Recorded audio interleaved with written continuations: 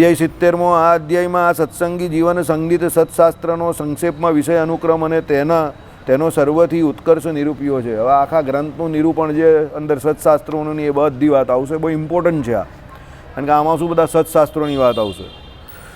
ચાલો, સુવ્રત મુનિ કહે છે, અધ્યાય 70મો શરૂ આપણો. હે પ્રતાપસિંહ રાજન, સકલ લોકોના કલ્યાણ કારણે કૃપાથી પૃથ્વી પર પ્રગટ થયેલા ભગવાન શ્રી નારાયણનું સમગ્ર મંગળને આપનારું ચરિત્ર જિજ્ઞાસુ તમારા પ્રશ્ન અનુસારે મેં આ પ્રકારે અનુક્રમે કહ્યું. તેમાં પ્રથમ હિમાદ્રી વિશે વર્તતા બદ્રિકાશ્રમમાં નરનારાયણ સાથે મરીચ્યાદિ મહર્ષિઓનો સમાગમ તમને કહ્યો તથા મહર્ષિઓએ કહેલું ભારત ભૂમિમાં થયેલા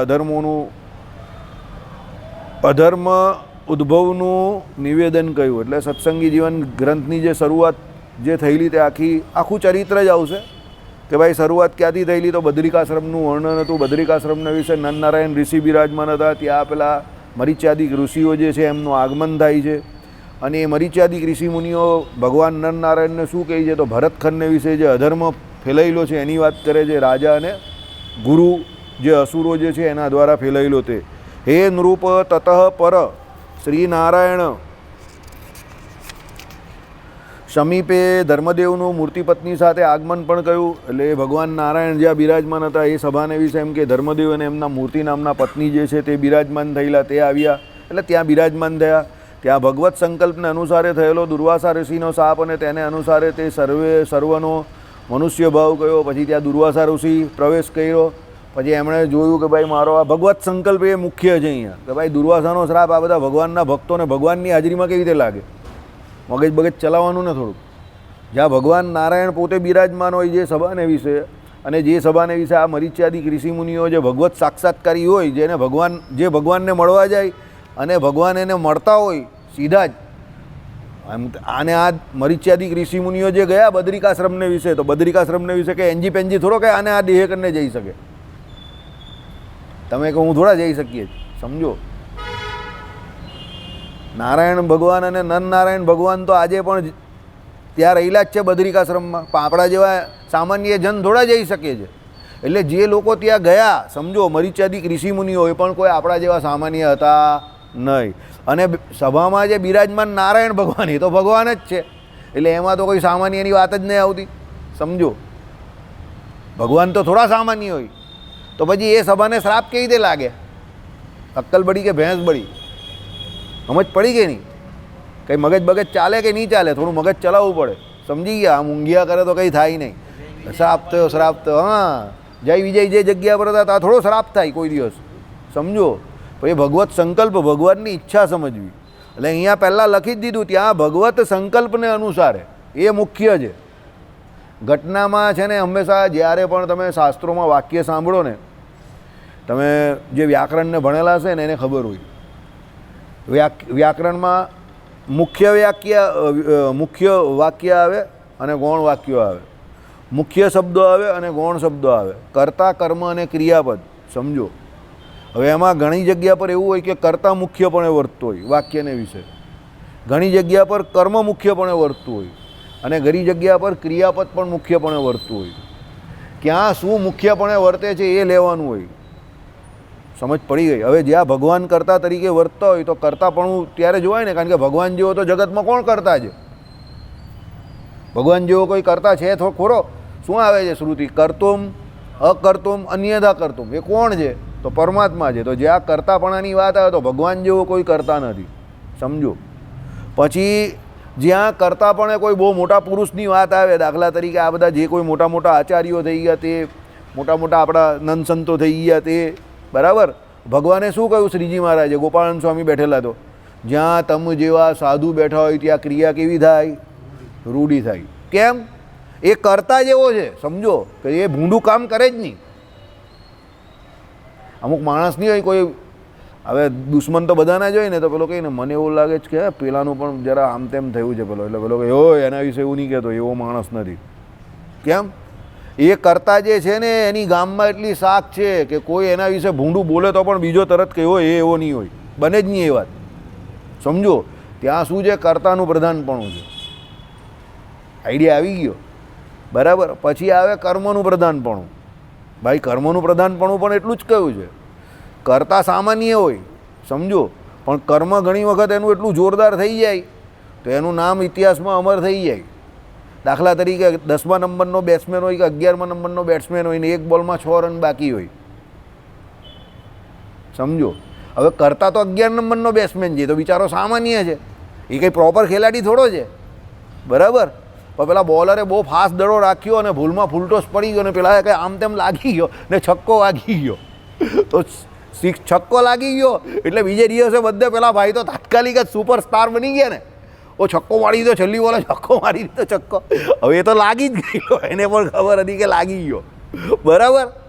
પણ ત્યાં કોનું પ્રધાનપણું થઈ ગયું? કર્મનું પ્રધાનપણું થઈ ગયું. ભલે ભૂલમાં થયું, કરતા ભલે હોશિયાર નહીં હતો, પણ ત્યાં કર્મ એનું એવું થઈ ગયું કે આખા દેશમાં આખી દુનિયામાં બધેનું નામ થઈ ગયું, કારણ કે એને છક્કો મારી દીધો છેલ્લી બોલે. પેલા બુમરાહ એવું કરેલું. બુમરાહ રેકગ્નાઇઝ બેટ્સમેન નથી, તેણે પેલા સ્ટુઅર્ટ બ્રોડની એક જ ઓવરમાં ટેસ્ટ મેચમાં 35 રન મારી દીધેલા. 35 રન એક જ ટેસ્ટ મેચમાં પાછા, બરાબર. બીજે દિવસે બધે ન્યૂઝમાં આવી ગયું બુમરાહે 35 રન મારી દીધા રેગ્યુલર બોલર. એટલે કેમ? એ બેટ્સમેન થોડો છે, એ બોલર છે. એવા 11મા નંબરનો બેટ્સમેન એને 35 રન માર્યા, એટલે એનું કર્મતા બળી એવું થઈ ગયું ને. જો બુમરાહ વિકેટ લઈ તો એ લઈ શકે છે, કારણ કે એ કરતા બોલર તરીકે તો સારો જ છે, પણ એ કર્મ એવું કરી નાખ્યું. એટલે અહીંયા કર્મનું પ્રધાનપણું સમજો. અને ઘણી જગ્યા પર ક્રિયાપદનું પણ પ્રધાનપણું આવે, સમજી ગયા? એટલે ગ્રામરમાં છે ને વ્યાકરણ જે છે ને એમાં તમારે આ સમજવાનું છે. હવે અહીંયા આ વાક્ય છે ને સમજો, બહુ સરળ વાક્ય છે, એમાં વાક્યમાં તમને કંઈ નહીં લાગે. ત્યાં ભગવત સંકલ્પને અનુસારે થયેલો દુર્વાસા ઋષિનો શાપ અને તેને અનુસારે તે સર્વનો મનુષ્ય ભાવ કયો. હવે આમાં વાક્યમાં શું છે? ભાઈ ભગવાનના સંકલ્પે કરીને પેલા બધાને શ્રાપ થયો અને પેલા જે કોઈ હતા મરીચ્યાદિક ઋષિ મુનિઓને બધા જેને શ્રાપ થયેલો ધર્મદેવને ભક્તિ માતાએ સહિત તે બધાને મનુષ્ય ભાવ થયો. વાક્ય તો બહુ સામાન્ય છે. વાક્યમાં મુખ્ય વસ્તુ શું છે? ભગવત સંકલ્પ. કારણ કે ભગવાને અવતાર ધારણ કરવો હતો, એટલે એમનો સંકલ્પ હતો. એને કારણે શ્રાપ થયેલો, એને કારણે દુર્વાસા ઋષિ આવેલા. તો આયા નહીં, લાયા ગયા હે. દુર્વાસા ઋષિ આવેલા નહીં, એને કોણે બોલાવેલા? ભગવાને બોલાવેલા. પેલા જઈને વિજય ત્યાં ઉપર ઊભા રહેલા, તો ત્યારે સનકાદિક ઋષિ મુનિ આવ્યા, તે કોની ઈચ્છાથી આવેલા હોય? ત્યારે જ કેમ આવ્યા? બરાબર. પેલા બિચારા તો બકરા બની ગયા ને. એ ભગવાન છે ને આમ કરીને દડો ઉછાળતા હતા. દડો એટલે ફૂલ આમ દડાની એમાં ઉછાળતા હતા. કોણ? ભગવાન નારાયણ પોતે વૈકુંઠ લોકની સામે ઉછાળતા હતા, એટલે રમણ કરતા હતા. તો ભગવાનને શું થઈ ગયું? લીલા કરવાની ઈચ્છા થઈ ગઈ. તો ભગવાન આમ સંકલ્પ કરતા હતા કે લીલા કરવી છે, તો કેવી રીતે લીલા કરીએ, શરૂઆત કેવી રીતે કરીએ? તો ભગવાનની નજર બહાર પડી, તો પેલા બે પહેલવાનો દેખાયા. કોણ? જઈને વિજય. બરાબર. ભગવાન કે આ બે હાલા અટ્ટા કટ્ટા છે, આ બેને કામમાં લેવા પડે કોઈ બી હિસાબે. એટલે ભગવાને સંકલ્પ કર્યો અને સંકાદિક આવી ગયા. એટલે પેલા બેની ભમતી હતી, ભગવાને જ બુદ્ધિ બગાડેલી હોય ને, એટલે એણે સંકાદિકને રોક્યા. એટલે સંકાદિકે બંનેને શ્રાપ આપી દીધો અને બિચારા તત્તન જન્મ માટે નીચે લાગી ગયા. એટલે એ લોકો અસુર બન્યા. હવે અસુર તો એ લોકો બન્યા, વાત સાચી છે, પણ એ જોડે ભગવાને પણ અવતાર લીધો. અને ભગવાને અવતાર લીધો તે કેમ? દેવતાઓની પ્રાર્થનાથી લીધો.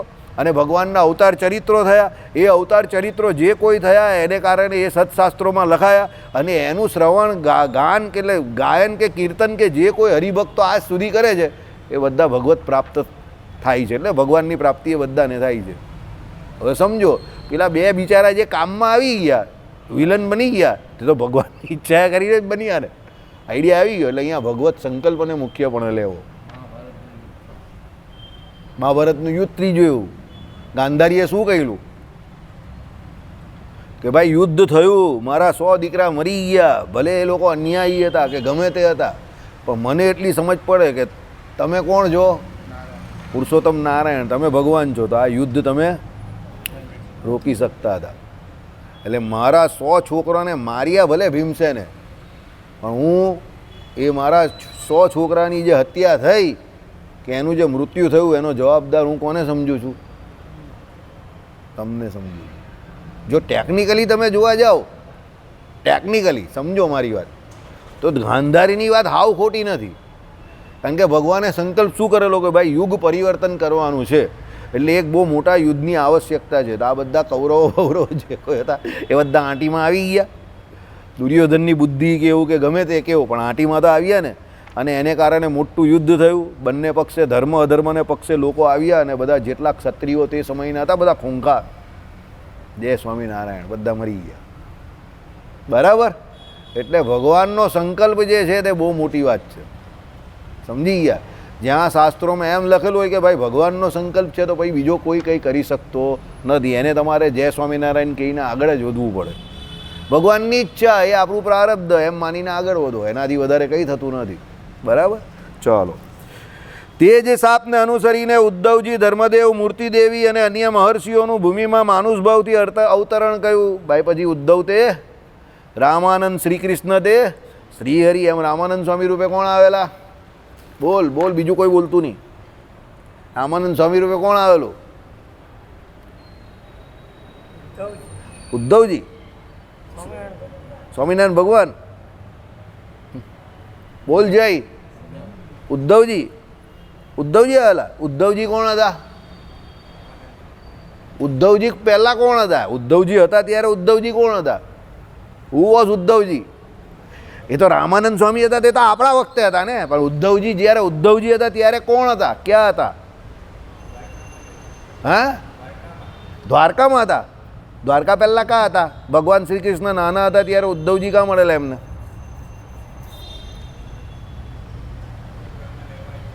હે, મથુરામાં લેવા કોણ આવેલા? ઉદ્ધવજી આવેલા કે અક્રૂરજી આવેલા? तू भी मारी है, मैं नाम में गड़बड़ मत कर. ये तू बात बात में नाम मत बदला कर, बहुत लोचा हो जाता है बाद में. तू ये नाम मत बदला कर, एक नाम रख. तू बात बात में नाम बदलता है, बाद में बहुत लोचा हो जाता है. अक्रूर जी आवेला का उद्धव जी आवेला? हाँ, अक्रूर जी आवेला ने. हाँ, तो उद्धव जी कोण था? कुब्जा पासे भगवान गયેલા, बराबर. तो कोने लईने गયેલા? अक्रूरजी ने कि उद्धवजी ने? नहीं खबर. बोल भाई. उद्धवजी કોણ હતા? ભગવાન શ્રી કૃષ્ણના.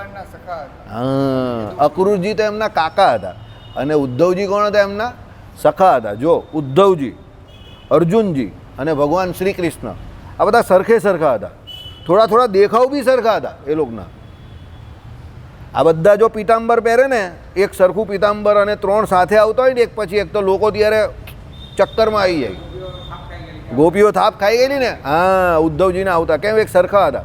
અમારે ત્યાં આનંદ મહેલ રોડ પરથી કા ગંગેશ્વર મહાદેવ પાસેથી જ્યારે પણ ગોપાલ ગાડી લઈને જાય ને, એટલે એને ઓછામાં ઓછા 2 થી 4 માણસ કહે, સાહેબ બેંકમાં નહીં ગયા આજે?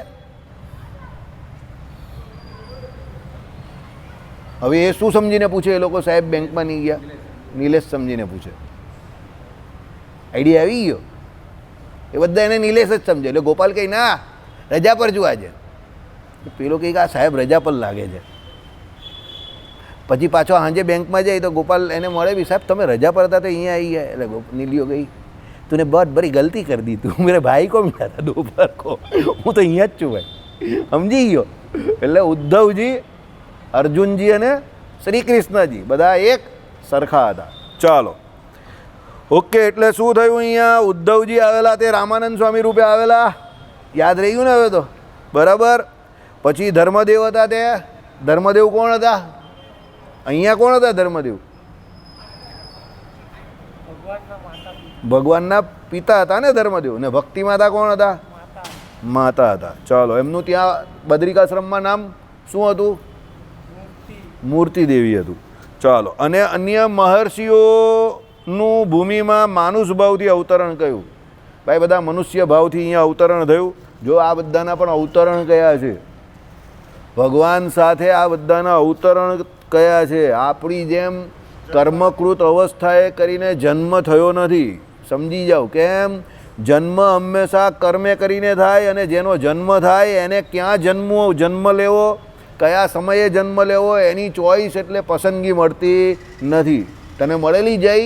તને પૂછવામાં આવેલું કે ભાઈ કમલભાઈને ત્યાં જવું જ કે નહીં જવું? નહીં પૂછવામાં આવેલું ને? તને પૂછવામાં આવેલું? નહીં પૂછવામાં આવ્યું. તમને મનીષભાઈ પૂછવામાં આવેલું? નહીં આવેલું ને? તમે સમય જાતે નક્કી કરેલો? નહીં કર્યો ને?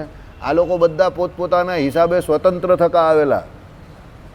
એટલે એમનું શું કહ્યું? અવતરણ કહ્યું. આટલો ફરક છે. આ સત્સંગી જીવનની કથામાં આ બધી બારીકાઈ જ સમજવાની છે. બીજું તો બધું કથામાં આવે જ છે, જે ચાલ્યા કરે એમાં આ બધી બારીકાઈ છે.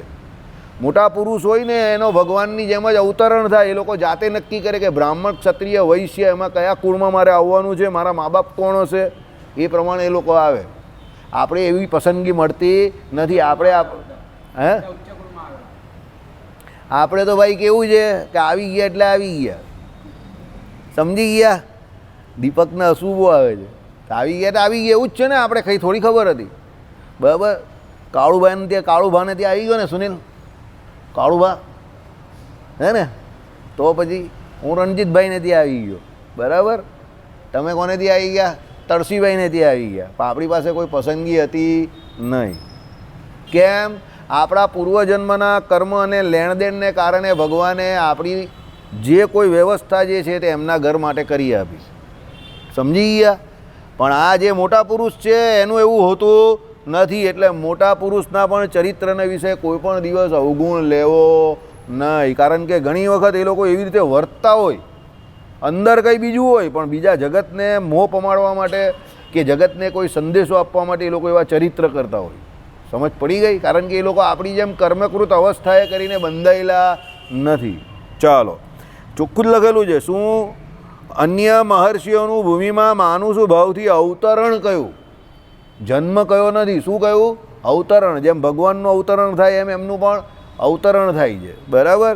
તતઃ પર ધર્મદેવનું ભક્તિદેવી સાથે વિવાહ મંગળ કહ્યું. ભાઈ પછી ભક્તિદેવી એટલે જે ભગવાનના માતૃશ્રી, અને ધર્મદેવજી એટલે કોણ? ભગવાનના પિતાશ્રી. એ બંનેના શું થયા? લગ્ન થયા, વિવાહ મંગળ થયું. ત્યાર પછી અસુરોએ પીડા પમાડતા ભક્તિ ભાર્યા સાથે, ભાર્યા એટલે પત્ની, તીર્થયાત્રામાં પ્રવર્તેલા ધર્મદેવને થયેલા ઉદ્ધવ અવતારભૂત રામાનંદ સ્વામી સદગુરુનો સમાશ્રય કયો? કે ભાઈ પછી ધર્મદેવ અને ભક્તિ માતા જે હતા તેમને અસુરો બહુ પીડા પહોંચાડતા હતા, એટલે એ તીર્થાટન કરવા માટે નીકળ્યા. તીર્થમાં ફરતા હતા ત્યારે ભગવાનને કોણ, એટલે ધર્મદેવ અને ભક્તિ માતાને કોણ મળ્યા? રામાનંદ સ્વામી મળેલા, બરાબર. રામાનંદ સ્વામીએ શું આપેલું? ત્યાં ધર્મદેવજીને દીક્ષા આપેલી, પ્રયાગને વિશે આપેલી. તમે લોકો જઈ આવ્યા ને, તીર્થરાજ પ્રયાગને વિશે દીક્ષા આપેલી ને, એટલે એ જો આવશે કદાચ આમાં જ, બરાબર. એટલે હા, ઉદ્ધવ અવતારભૂત રામાનંદ સ્વામીએ સદગુરુનો શ્રમાશ્રય કર્યો. ફરી દૈત્ય અંશભૂત ભૂપાદિકે ક્લેશ આપેલા ધર્મદેવનું આરાધનથી સંતુષ્ટ થયેલા મારુતિની આજ્ઞાથી ગૃહ થકી વૃંદાવન આગમન થયું, બરાબર. પછી પેલા લોકો બહુ પીડા પહોંચાડતા હતા, એટલે અયોધ્યાને વિશે ભગવાને પેલી હનુમાન ગઢી છે ને, જે અયોધ્યા કોણ ગયું હમણાં? કોઈ જઈ આવ્યું છે? નહીં ગયું? તું જઈ આવ્યા તો હનુમાન ગઢી છે અયોધ્યાને વિશે, બરાબર. તો હનુમાન ગઢીને વિશે ધર્મદેવે કેટલા મહિનાનું? 1 મહિનો તપ કર્યું. પછી હનુમાનજી એમના કોણ છે? કુળદેવતા. એમણે એમને શું આજ્ઞા કરી કે તમે ક્યાં જાઓ? વૃંદાવનને વિશે જાઓ, બરાબર. ચાલો, એટલે મારુતિ એટલે કોણ? જય હનુમાન જ્ઞાન ગુણ સાગર, બરાબર. એટલે એમની આજ્ઞાથી ગૃહ થકી ક્યાં ગયા? એ વૃંદાવનમાં આગમન કર્યું. તે પછી વિષ્ણુયાગથી આરાધેલા શ્રી કૃષ્ણના ધર્મને તથા મરીચ્યાદિ મુનિઓને થયેલા સાક્ષાત દર્શન, વર પ્રદાન આદિક કહ્યું. પછી શું થયું? ત્યાં પેલો વિષ્ણુયાગ ચાલતો હતો. વિષ્ણુયાગ પૂરો થયો એટલે ભગવાન પ્રત્યક્ષ વૃંદાવન વિહારી શ્રી કૃષ્ણ ભગવાન પ્રગટ થયા, અને એમણે શું વરદાન આપ્યું ધર્મદેવ અને ભક્તિ માતાને? કે અમે તમારે ત્યાં અવતાર લેવાના છે. એટલે એ બંને રાજી થતાં થતાં પછી ક્યાં ગયા? જંગલને વિશેથી ઘરે જતા હતા. એ આવશે હવે. ચાલો, તે પછી અરણ્ય એટલે જંગલ. જંગલમાં અશ્વત્થામા થકી ધર્મદેવને સાપની પ્રાપ્તિ થઈ, બરાબર. હવે પાછી અહીંયા બીજી ગુગલી હું જ નાખીશ. અશ્વત્થામા કોણ હતો? અસુર હતો ને. તો અશ્વત્થામા અસુર એ ધર્મદેવને કઈ રીતે શ્રાપ આપી શકે?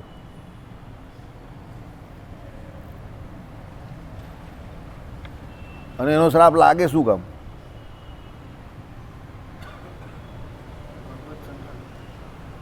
ભગવાનની ઈચ્છા સમજવી, બરાબર. ભગવાને આ વખતે હથિયાર ન ઉઠાવવું હતું, એટલે ભગવાને પોતે જ પેલાને એવી પ્રેરણા કરી, એટલે પેલાએ સંકલ્પ જે કંઈ શ્રાપ આપ્યો. ભગવાને અસુરોને બતાવવું હતું કે જો મારે તમને મારવા હોય કે જગતમાં ધર્મનું સ્થાપન કરવું હોય તો મારો સંકલ્પ જ કાફી છે. એના માટે મારે કોઈ હથિયાર ગ્રહણ કરવાની જરૂર નથી, સમજી ગયા? अगर तुम सबको मारना है तो उसके लिए मेरा घर से बाहर निकलना जरूरी नहीं है, मैं यहाँ पर बैठे बैठे रामचंद्र भगवान विશે શું કહ્યું છે ખબર? ખાલી આમ ભ્રકુટીની આમ આજે આ દોરો છે ને આ વાંકો કરે ને તો અનંતકોટી બ્રહ્માંડ જે છે ને એને ભૂક્કા ભૂક્કા કાઢી નાખે. આ ભગવાનનું સામર્થ્ય તો અસુરોની તો કા વાત કરવાની. આ પ્રકૃતિની ભ્રમર એક વાળ આમ છે ને આમ ખાલી વાંકો કરે ને તો આખા બ્રહ્માંડોના ભૂક્કા કાઢી નાખે રામચંદ્ર ભગવાન સંકલ્પથી. આવું રામાયણમાં કહ્યું છે. ભગવાનના બળની વાત કરે ને તો એની વાત એમ. બ્રહ્માંડ કંઈ નાના થોડા હોય છે. એટલા માટે જ કહ્યું છે કે ભાઈ અસુરોને મારવા માટે ભગવાન આવે, અસુરોને મારવા માટે ભગવાન આવે. લોકો એવું વિચારે છે ને તો ભાઈ અસુરોને મારવા માટે કંઈ ભગવાને અવતાર ધારણ કરવાની જરૂર નહીં. એ તો સત્ય કામ સત્ય સંકલ્પ છે ભગવાન તો. એ તો ધામમાં બેઠા બેઠા સંકલ્પ કરે તો અસુરો મરી જાય અહીંયા, સમજો. પણ ભગવાનની પોતાની ઈચ્છા હોય છે કે મારે અહીંયા આવવું છે, સમજો. તમે કોઈ નાટક કે કોઈ ફિલ્મ જોતા હો તો એમાં બધું બરાબર ચાલ્યા કરે તો ચાલ્યા જ કરે ને તો ફિલ્મ એમ જ પૂરી થઈ જાય. પણ પેલો વિલન આવે, પેલા હીરોના મા બાપને થોડા હેરાન કરે, પછી જે પેલા બિચારા જે સામાન્ય ગામડાના લોકો હોય, બીજા નાના નાના લોકો હોય, એ બધાને પેલો પીડા બીજા પહોંચાડે, પાછળ કંઈ સિક્કા બિક્કા મારે ગરમ ગરમ, અને પેલા બધા તડપતા હોય એટલે લોકોને એમ કાં તો બહુ ખરાબ માણસ છે, બહુ ખરાબ માણસ છે. પછી અપને હીરો કી એન્ટ્રી એટલે પછી સીડી ચાલો, અભી હીરો ઉઠેગા. સીડી લાગે ને બરાબર જોરમાં, પેલો હીરો આવે એટલે ચાલુ સટાસટી. એમ ભગવાન કોણ છે? હીરો છે. એટલે ભગવાન જ્યાં સુધી એન્ટર થાય નહીં, અને ભગવાન કોના માટે હીરો છે? જેમ પેલા થિયેટરમાં પેલા સીટી મારવાવાળા છે ને, તે સીટી મારવાવાળા કોણ છે ખબર? અહીંયા ભક્તો છે, સમજી ગયા? એ ભગવાન આપણા માટે આવે છે તો સીટી કોને મારવાની છે? આપણા માટે. અપના હીરો આ ગયા, સમજી ગયા? એટલે આ પ્રમાણે ભગવાન પોતાના ભક્તો માટે ચરિત્ર કરે છે. અને એમાં ઘણી વખત ઘણા ચરિત્ર તો એવા કરે છે કે જેમાં ભક્તો પણ સાથે હોય, સમજો. ભક્તોને લઈને ચરિત્ર કરે છે. હીરો ઘણી વખત એની ગેંગ નહીં બનાવતો, એના 2-4 સાથીદાર હોય, 5-7 એના મિત્રો હોય, આ તે બરાબર. પછી એ બધા ભેગા મળીને ખાત્મો કરે ને વિલનોનો, બરાબર. અને પબ્લિકને કેટલી મજા આવે. હવે બધું એવું ઓન સ્ક્રીન ખાલી પડદા પર ચાલી રહેલું છે, પણ પબ્લિકને એવું જ લાગે કે આ ઘટના જે ઘટી રહેલી તે આપણા જીવનની ઘટના છે. એટલે લોકો સીટી મારે, તાળીઓ પાડે, બરાબર. નાચવાવાળા ડાન્સ કરે, કૂદે, નાચે, બધું કરે. પણ થઈ રહેલું બધું પડદા પર છે. એમ ભગવાન પણ આ બધી લીલા કેવી રીતે કરે છે? આ જ પ્રમાણે કરે છે. આ જે લીલા વિભૂતિ છે એમાં મુખ્યપણે શું વર્તે છે?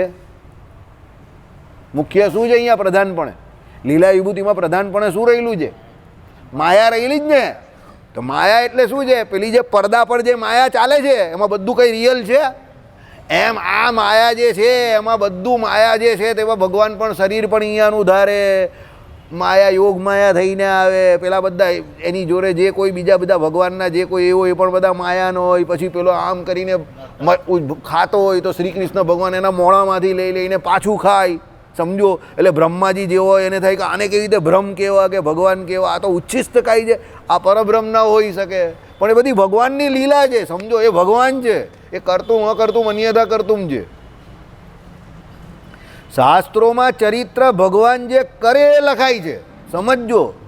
પણ ભગવાન પોતે કોઈ પણ પ્રકારની કોઈ પણ મર્યાદામાં બંધાઈ એવી રીતે કોઈ એને બાંધી શકે નહીં કે ભગવાન આવું જ કરવા જોઈએ, એવું નહીં.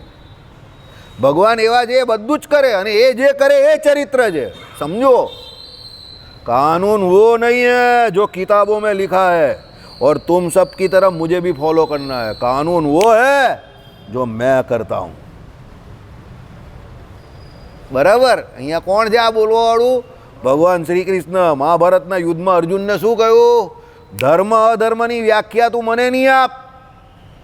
અહીંયા હું જે બોલું એ જ શું છે? ધર્મ છે. અને સામે જે છે તે બધા અધર્મના પક્ષે છે. એટલે સામે ભલે પિતામાં ભીષ્મ હોય કે આચાર્ય દ્રોણ હોય, પણ એ લોકો કયા પક્ષે છે? અધર્મના પક્ષે છે. એટલે એમણે આચાર્ય દ્રોણને પિતામાં ભીષ્મને પણ શું કહી દીધું? જો તમે આ ધર્મયુદ્ધમાં આળા આવશો તો તમને કદાચ કોઈ ના મારે તો કોણ મારી નાખશે? હું મારી નાખીશ. આ એમ પોતે અપના હીરો કોણ? ભગવાન. એ જે કે એ ધર્મ છે, યાદ રાખજો. શાસ્ત્રોમાં તો લખેલા જ છે ધર્મ.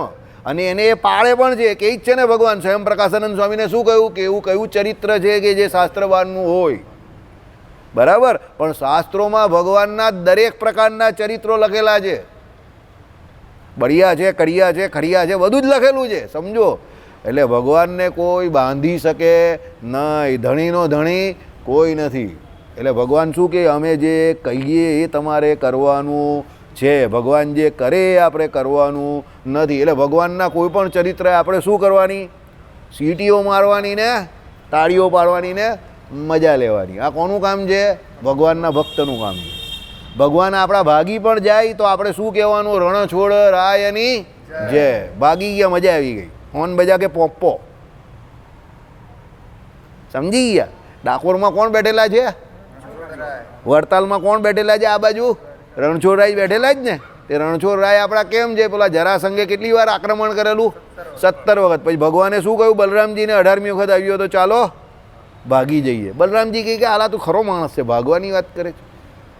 તો બલરામજી પાછા બુદ્ધિશાળી હતા. એ કહે કે જો આ ભાગવાની વાત કરે તેની વાતમાં કંઈ તર્ક હશે જ. તો ભગવાનની પણ એની જે બલરામજી પણ ભાગ્યા જ કર્યું એની જોડે. એ તો બેઉ ભાગી ગયા, બરાબર. પણ હરિભક્તો માટે એક નવું ચરિત્ર ઊભું થઈ ગયું. એટલે હરિભક્તો માટે કોણ થઈ ગયા? રણછોડરાય થઈ ગયા. એટલે આપણે તો સીટી જ મારવાની, ચીકિયારીઓ જ પાડવાની. કેમ? કારણ કે ચરિત્ર કોનું છે? આપણા બાપનું છે. ભગવાન રૂક્ષ્મણીજીનું અપહરણ કરી ગયા, બરાબર. અને અપહરણ કરીને ભગવાન ક્યાં પહોંચી ગયા? દ્વારકા પહોંચી ગયા. તો દ્વારકાધીશ થઈ ગયા. અને આજે પણ રૂક્ષ્મણીજી કોની જોડે બિરાજમાન છે? દ્વારકાધીશ જોડે બિરાજમાન છે. તો આપણે એને લક્ષ્મીનારાયણ દેવ દ્વારિકાધીશ એનું પૂજન વંદન કરીએ જ છે. હકીકતમાં તો ભગવાન ભગાઈને લાવેલા એને, પણ આપણે ગાઈએ છીએ ને એ ચરિત્ર. કેમ? આપણા ભગવાન જે કંઈ કરે તે બધું આપણા માટે શું છે? સીટી મારવાની છે, ચીકિયારીઓ પાડવાની છે. એ જ આપણા માટે મજા છે. ભલે ભાગી આવ્યા ને કે ભલે. શ્રી કૃષ્ણ ભગવાનના એક પણ લગ્ન શાંતિથી થયા નથી. તમે જોઈ લો, બધા લગ્નમાં શું થયું? ધમાલ જ થઈ. કારણ કે એને શાંતિ ગમતી જ નહીં હતી. કે દેખો ભાઈ, अपने जीवन में शांति नहीं है. પાછા શાંતિનો પ્રસ્તાવ લઈને જાય ખરા. એના પોતાના જીવનમાં કોઈ શાંતિ હતી? કોઈ. એટલે એ પોતે શાંત હતા, પણ એના પ્રસંગો જે કોઈ હતા, ઘટનાઓ જે કંઈ હતી, એ શાંતિવાળી નહીં હતી. એટલે શ્રી કૃષ્ણ ભગવાનના ચરિત્રથી તમને સમજવાનું શું છે? સમજો કે જીવનમાં ઘટના દુર્ઘટના ગમે તે ઘટે, તમારા મા બાપ તમારી ફેવરમાં નહીં હોય, કે તમારી ઘરવાળી તમારી ફેવરમાં નહીં હોય, કે તમારા છોકરા તમારી ફેવરમાં નહીં હોય, કે તમારા ભાઈઓ તમારી ફેવરમાં નહીં હોય, કે સંજોગો તમારી ફેવરમાં નહીં હોય, પણ તમારે પોતે શું રહેવાનું છે? હસતા જ રહેવાનું, શાંત. તમે શ્રી કૃષ્ણ ભગવાનનો એક પણ દુખિયારો ફોટો જોયો હોય તો મને બતાવો. કદાચ રામચંદ્ર ભગવાનનો સીતાજીને જ્યારે શોધતા હતા ત્યારે વિહવળ થઈ ગયેલો ફોટો તમને દેખાય, જો કોઈ બનાવવા માંગતો હોય તો. પણ શ્રી કૃષ્ણ ભગવાનનો નહીં જોવા મળે. તકલીફ શ્રી કૃષ્ણ ભગવાનને વધારે છે રામચંદ્ર ભગવાન કરતાં પણ. પણ એ ઓલ વેલ. હા, એક બાબો હોય જ ને, હલે જ નહીં. એ કોઈ 58 કોઈ જે હોય તે હા જ આશીર્વાદ. હા, એક જ મુદ્રામાં કોઈ કઈ વાર બોલે ને હસિયા જ કરવાનું. જે આવે તે સિયાબાની મૂકીને આગળ વધે. આનો ધંધો 58 છે, બરાબર. ચાલો, એટલે મજા આવી ગઈ ને. તો ભગવાનના ચરિત્રોમાં મજા જ આવે. એટલે આ પ્રમાણે અશ્વત્થામા થકી ધર્મદેવને શાપની પ્રાપ્તિ કરી. એટલે ભગવાનની ઈચ્છા સમજવી. બાકી કોઈ અશ્વત્થામા, ઘણા લોકો આવી રીતે બોલનાર હોય કે અશ્વત્થામા શ્રાપ આપે ને તમારા ભગવાનને શ્રાપ લાગી ગયો તો પછી ભગવાન કઈ રીતે કહેવાય? અરે ભાઈ, એ ભગવાનની ઈચ્છા સમજવાની. એને કંઈ એટલું બધું પેનિક કરવાની જરૂર નથી. અશ્વત્થામાના બાપની તાકાત નથી. આચાર્ય દ્રોણની પણ કહે ભગવાનને શ્રાપ આપે. ભગવાને ચોખ્ખું કહી દીધેલું મહાભારતના યુદ્ધમાં, બ્રાહ્મણ છો તમે ખાલી પોતાના લોભને કારણે આ યુદ્ધને વિશે જોડાયેલા છો. અને તમારી શત્રુતા કોની જોડે? ધ્રુપદ જોડે. એને કારણે તમે આ યુદ્ધની જોડે જોડાયેલા છો. બાકી તમારો અધિકાર જ નથી યુદ્ધમાં આવવાનો. બ્રાહ્મણને કોણે લડવાનું કહ્યું? લડવાનું કામ તો ક્ષત્રિયોનું છે. તો તમે શું કામ યુદ્ધમાં જોડાયા? આચાર્ય દ્રોણને પૂછેલું ભગવાને, શ્રી કૃષ્ણએ, તમે યુદ્ધમાં શું કામ જોડાયા? જરૂર જ કાજે, બરાબર. આચાર્ય દ્રોણ પાસે એનો કોઈ જવાબ નહીં હતો, બરાબર. પણ ભગવાન પાંડવોને ગુરુ હત્યાના પાપ થકી બચાવવા માંગતા હતા, બ્રહ્મ હત્યાના પાપ થકી બચાવવા માંગતા હતા, સમજો. એટલે ભગવાન એવી ગુથ્થી શોધતા હતા કે આને મારી નાખે, સાપ બી નહીં મરે ને લીસોટો પણ નહીં લાગે ને લાઠી બી નહીં તૂટે. એટલે પેલો ધૃષ્ટદ્યુમ્ન જે હતા, યજ્ઞ માંથી જેનો અવતાર થયેલો હયોની જતા એના થકી એમ કહે કે પેલાનું મસ્તક કપાવી નાખ્યું.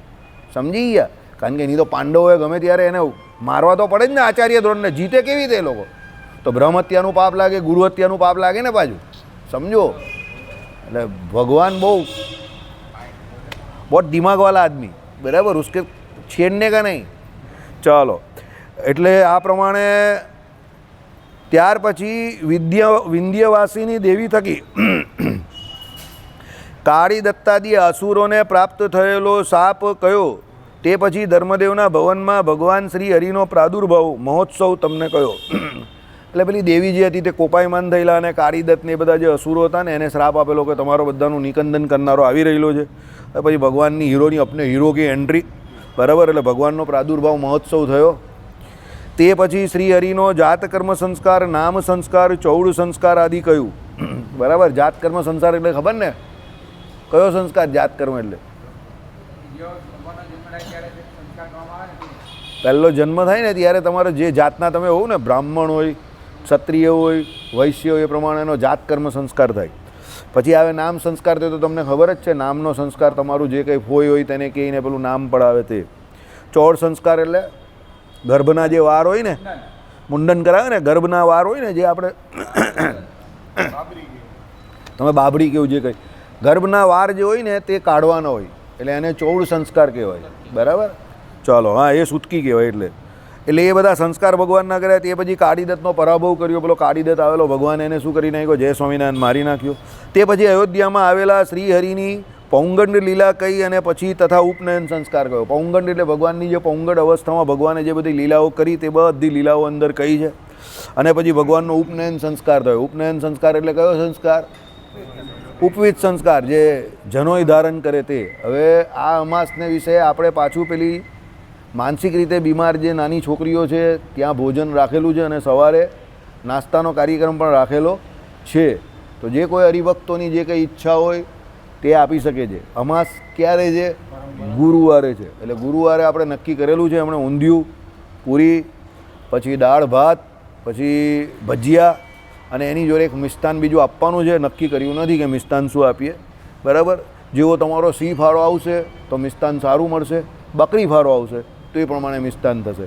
સિંહ ફાળો અને બકરી ફાળો કોને કહેવાય તો તમને ખબર જ છે, બરાબર. શ્રીપતિમ શ્રીધરમ